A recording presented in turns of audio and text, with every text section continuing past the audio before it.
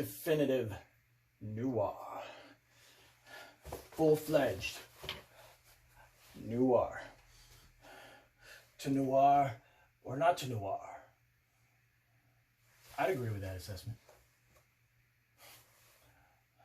Well, he's a dastardly character. Very charismatic. People are drawn to him. A dynamic leading man. When he steps into a room, you can't help but take notice of his dastardliness, his evility. On the flip side, she is impossible not to watch. And I'm not talking about just her kick-ass good looks and killer bod. No, she reeks of magnetism. Blows all the competition to Kingdom Come. Life orbits her in this ongoing circus, taking her unexpected places.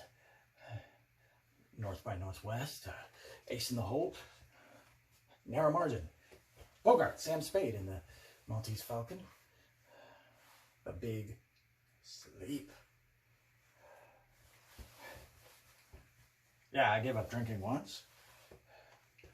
It was the worst afternoon of my entire life.